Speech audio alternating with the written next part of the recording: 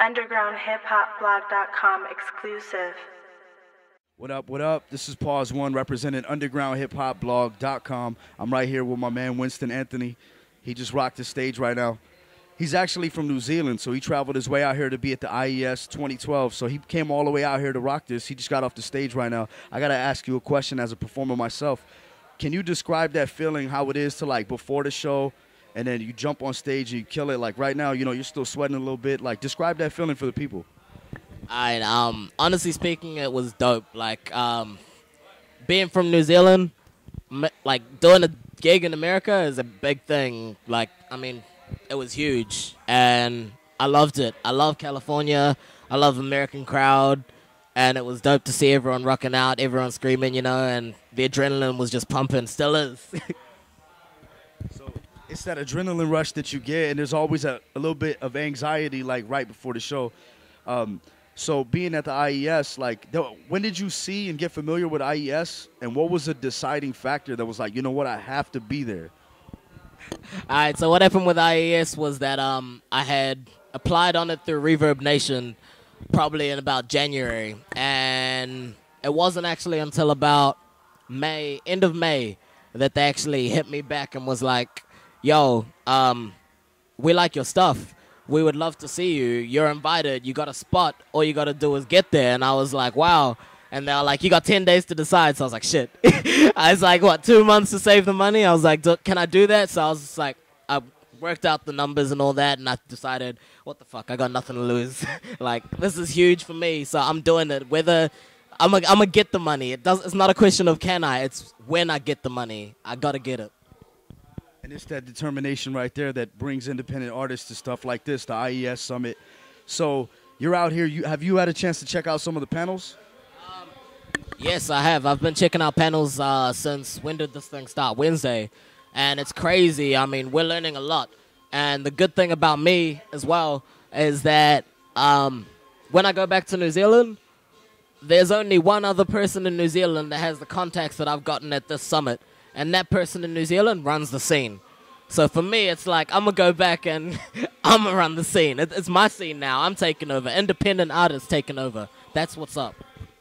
And see, that's what happens when you try to box out a hungry, humble, independent artist, because all that does is motivate us even more. So coming from New Zealand, you know, we're out here in the States right now, and you hear a lot of different flavors of hip-hop. You have, quote-unquote, commercial hip-hop, quote-unquote, underground. You have different styles. You want to describe some of the hip-hop that's out there in New Zealand?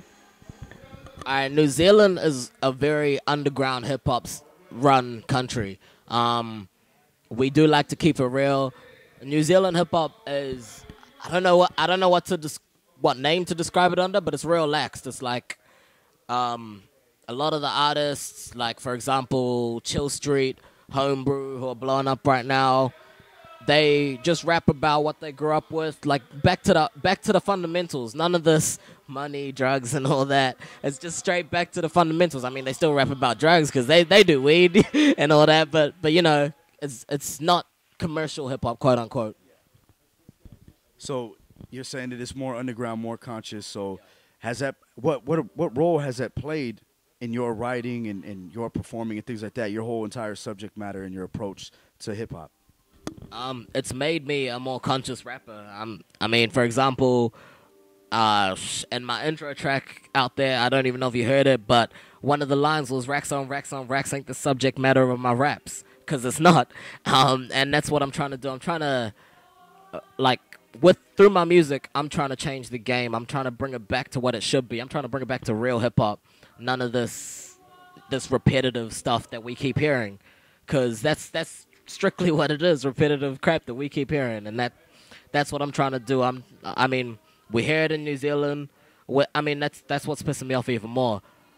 The corporate hip hop is coming to New Zealand slowly, and that's why I'm like, nah, man. That's why I'm glad I'm here. I'm glad I'm in LA, because when I go back to New Zealand, I'm gonna do big things, and I'm not even saying that in a cocky way, because I'm super humble, but I'm gonna do big things. I'm gonna change things.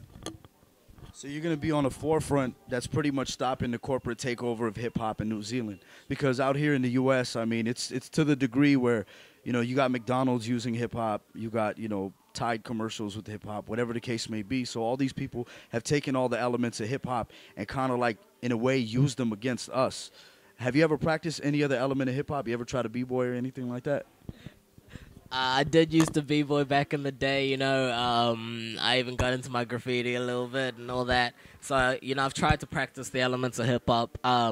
Having cousins, like, I was born in Africa, so having cousins from back there, they made sure I stayed in line, didn't jump into the whole corporate thing. And I guess that's why my lyrics are more conscious, because if I start rapping about racks on racks on racks, my cousin's gonna slap me over the head. And, you know, so I'm just trying to make sure that for New Zealand, at least, like, I'll be happy if I can stop the corporate takeover in New Zealand. If I can help start a revolution against corporate takeover elsewhere, that I'll be sitting right up there, you know, that'll be me. So you're cultured in more than one element of hip-hop, and you're definitely conscious, so the subject matter isn't the typical, you know, money, drugs, women. So I salute you for that, being an independent artist myself. So I know how difficult it is, so I got to salute you once again for coming out here. Did you experience anything funny on the trip over here? The trip over here, to be honest, was just really long. From New Zealand, I flew over to Australia and was in Australia for about 2 hours. From there, it was a long-ass trip flight to LA. And, I mean, it was crazy because I'd fall asleep on the plane and think I'm falling asleep for a couple hours, you know, having a good sleep. Wake up thinking, yeah, I'm nearly in LAX. Look at the time, and I'm like, what the fuck? It was like, it was like 20 minutes. And so, it was crazy. And I thought I wasn't going to get jet lagged either because all the windows were shut. And then the dude next to me decided to open the window. So I realized that I was actually crossing between 2 different days. And I was like, shit. And I got here and I was just like, yeah, I need sleep. So what about that time change? That time change is real crazy, right? So you had mentioned when you go back to New Zealand, there's only one other guy out there that's pretty much the powerhouse, and he's running the game. And you're going to go out there. So, you know, like you said earlier, it's a culture. So you're going to play a role. How do you support other independent artists? I mean, the way I see hip-hop is an art, and that's what it should be. It makes me mad because at the moment, a lot of artists are not treating it like an art, and then they're going and calling themselves artists, and that ain't right. So, I mean, what I'm going to do is I'm going to use the contacts that I get here, and I'm going to go back to New Zealand and I'm going to change things. I've got a bunch of artists, underground artists, who are just like me back there, but weren't blessed with this opportunity, because this is a blessing for me. They weren't blessed with this opportunity. So the good thing about that is I can go back and I can help us all out, and I can hopefully start a new era in New Zealand hip-hop. I got to give you props for that, because a lot of people are really selfish, especially in hip-hop, because it started off being, you know, as far as rap goes, you know, the cocky, braggadocious, every man for himself. So, you know, anytime you get a humble MC that does have connection and he's willing to sacrifice for somebody else in the culture, that's always dope, and it just uplifts everybody. So I want to say thanks again, my man Winston Anthony, representing New Zealand. You got any plugs you want to plug?